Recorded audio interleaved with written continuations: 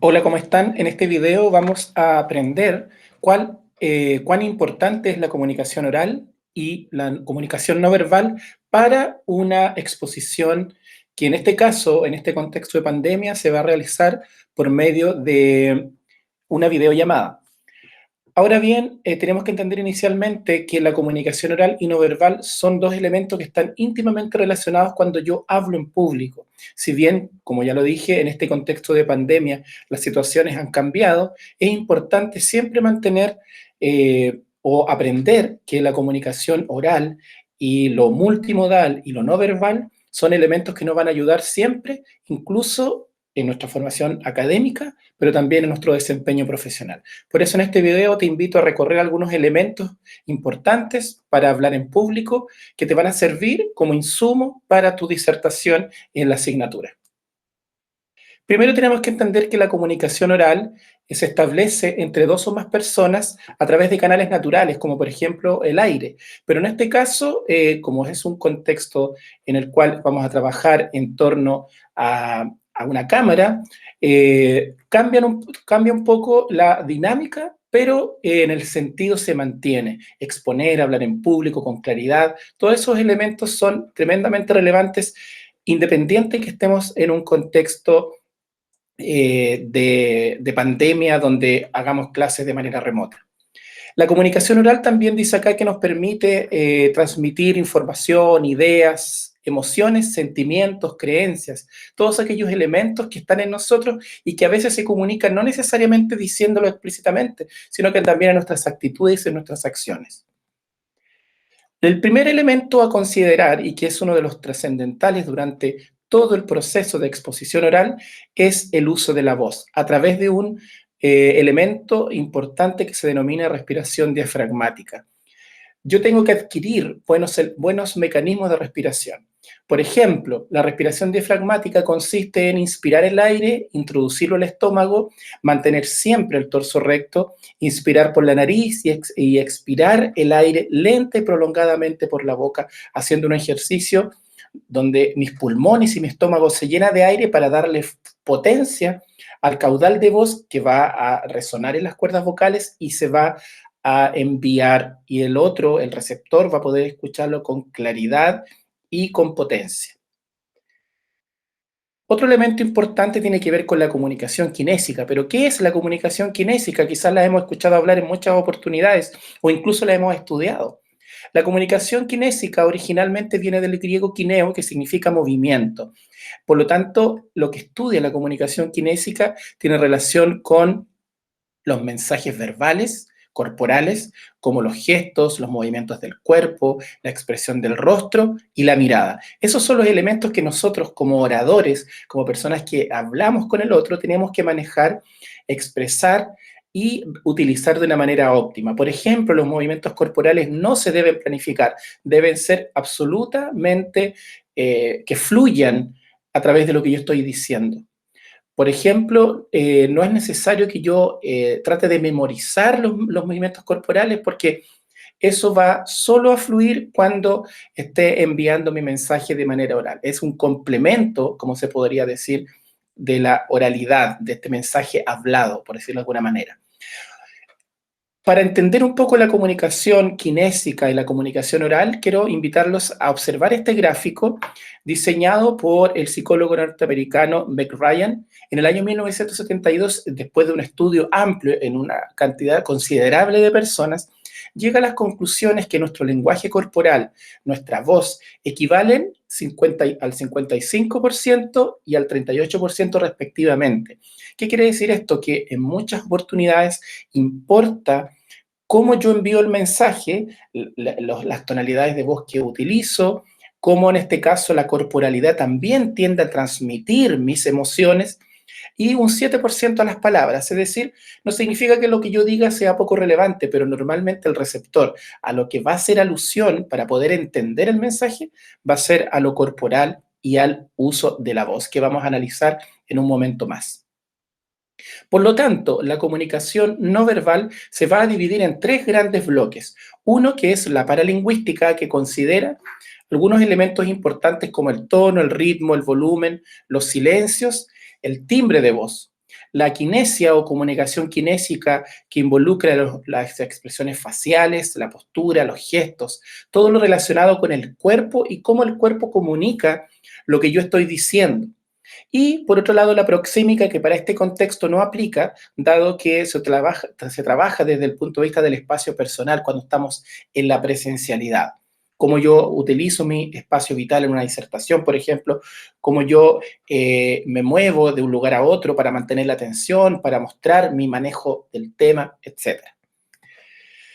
Dentro de los elementos a considerar en la expresión oral tenemos 4 elementos importantes. Uno es la dicción. Hay que considerar que nosotros tenemos que pronunciar de manera clara los distintos sonidos de la lengua. Eso a veces nos cuesta un poco porque a veces nos ponemos nerviosos y queremos hablar rápido para salir del paso. Pero en este caso, a lo que yo les invito es a pronunciar claramente, a proyectar su voz, como dice el segundo punto, esto con ayuda de la respiración que habíamos visto hace un momento atrás. Es decir, la voz se proyecta de acuerdo a las condiciones del espacio, pero va a tener que ver mucho con la respiración. Si yo respiro y emito el mensaje, ese mensaje va a tener mayor durabilidad en el tiempo y en el espacio y va a hacer que todos puedan escuchar lo que yo estoy diciendo. El énfasis está relacionado con los cambios tonales, con el ascenso y descenso de los mensajes que envío. Hablar más lento a momentos, hablar un poco más rápido, darle cierto énfasis a algunas palabras más que a otras. Eso hace que el discurso no sea lineal. Y por último, la entonación, que tiene que ver con la fuerza articulatoria que yo le imprimo a cada frase. Por lo tanto, el énfasis y la entonación tienen mucho que ver con darle este sentido más didáctico al mensaje y no que quede algo tan lineal como que finalmente radique en un mensaje que no tenga mucho sentido en lo que yo estoy diciendo. Por lo tanto, estos 4 elementos se consideran en la expresión oral. ¿Cómo mejorar el uso de la voz? Más o menos siendo una síntesis hasta el momento, adquirir buenos mecanismos de respiración, inspirar el aire, introducir el estómago, siempre considerar el torso recto, porque así el mensaje se proyecta.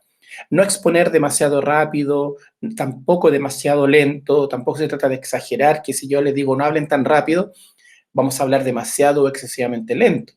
No ponerse nervioso. ¿Cómo yo no me pongo nervioso? Preparando con antelación el mensaje que voy a entregar. Si yo ensayo, si yo sé lo que tengo que decir, si yo lo he comprendido, voy a tener la capacidad de poder exponer y presentar con claridad lo que quiero decir y quizás me voy a poner nervioso, pero no va a ser tanto como si yo no estuviese preparado y esté improvisando sin tener conocimiento del tema. Evitar la lentitud, como le habíamos dicho, combinar distintos tipos de oraciones, oraciones interrogativas, oraciones expresivas o exclamativas, para hacer un discurso variado. Otro elemento importante dentro de la oralidad tiene que ver con la corporalidad, la posición. Si bien yo les expliqué al inicio que estamos en un contexto donde trabajamos mucho con videollamadas, con Meet, Zoom, etcétera, y distintos programas, eso no quiere decir que yo no vaya a tratar de gestualizar como corresponde un mensaje.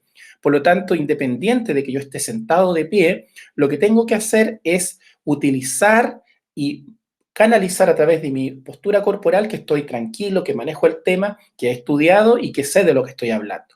El desplazamiento, que en este caso no aplica, pero es importante si en algún momento ustedes tienen que, desde la presencialidad, exponer, lo importante es que ustedes se muevan de un lugar a otro con tranquilidad, utilizando esta proxémica, utilizando este espacio.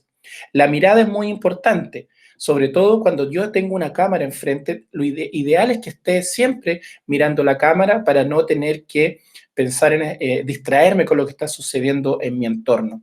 Los gestos son tremendamente importantes, hay que coordinarlo con lo que yo estoy diciendo, los gestos tienen un propósito, no tengo que planificar los gestos, sino que tengo que dejar que esto fluya. La comunicación no verbal, la comunicación kinésica fluye en la medida en que yo estoy preparado y sé de lo que estoy hablando. Por lo tanto, hay que considerar estos 4 elementos desde el punto de vista de la expresión corporal en la oralidad. Y por último, consejos finales para exponer, no planificar los gestos como lo habíamos dicho recién, sino que dejar que esto fluya, reducir la velocidad, no hablar de una manera rápida para querer salir rápido del paso de lo que estoy haciendo, el contacto visual en este espacio de una cámara es difícil, perdón, no es difícil de lograr porque tengo una cámara enfrente y puedo estarle dirigiendo la mirada, aunque sea un computador o un dispositivo que yo tenga delante de mí.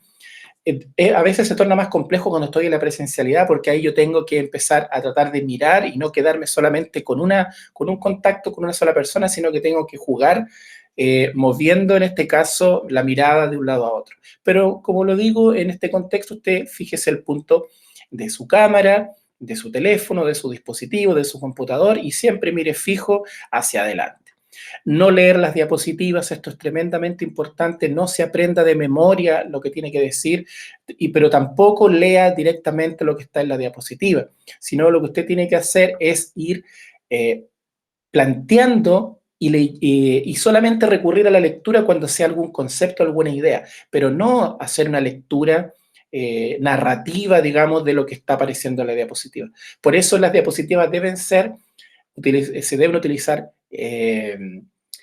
cuadros, esquemas, conceptos, pero no párrafos extensos porque eso tienta digamos, al expositor a leer lo que está enfrente. Y lo otro es proyectar la voz a través de la respiración, a través de estos mecanismos de respiración como la respiración diafragmática, la cual te va a permitir ir mejorando poco a poco para poder ser escuchado por más personas al mismo tiempo. Espero que estos consejos te hayan ayudado y que los puedas considerar para tu exposición en la asignatura para que tengas un buen término de semestre y que no solamente te sirva para esa evaluación, sino que para tu vida académica y profesional.